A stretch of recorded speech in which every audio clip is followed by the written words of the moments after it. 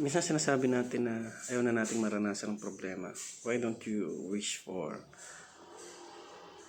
more skills? Try another skills. Pag-aralan yung iba't ibang skills para hindi ka problema doon sa mga darating pa sa'yo, mga challenges. Sometimes,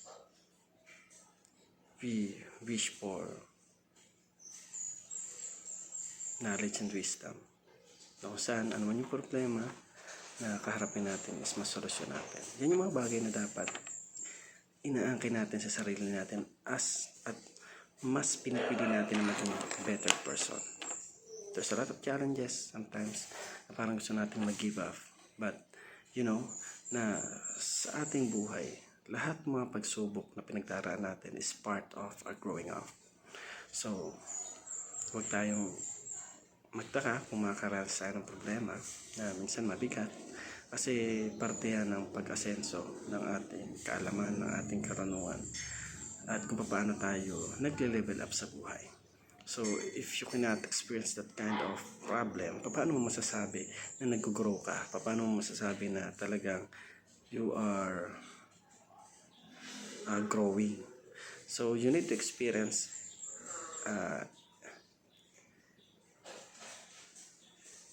every kind of problem. Kailangan mo siyang i-settle. Kailangan mo siyang na talagang malaman para mas lalo mo na itanim sa puso mo na it's part of growing up. Marami sa atin yung nagtataka bakit hindi malampasan yung mga bagay-bagay. Kasi nga, sinusukuan nila. They are choosing to give up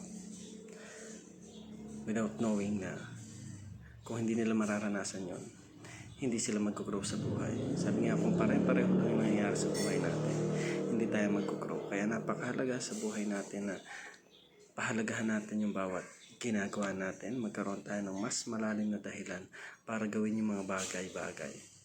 Para lumago tayo, para magkaroon tayo ng mas malalim na karunungan sa mga bagay na nangyayari sa atin.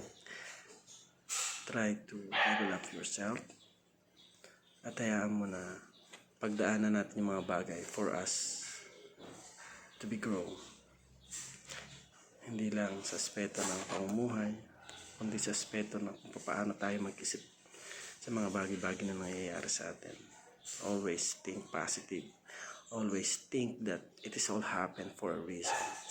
Reason na kung saan ay magiging mas matibay ka, magiging mas matatag ka, magiging motivator ka ng ibang tao, at magiging inspirasyon ka ng ibang tao na nasa paligid mo. So, level up yourself. You're not young para sumuko dun sa mga hamon ng buhay. Kung gusto mo na mas lumago pa, mas gumaling pa, then face all the trials and challenges that you face.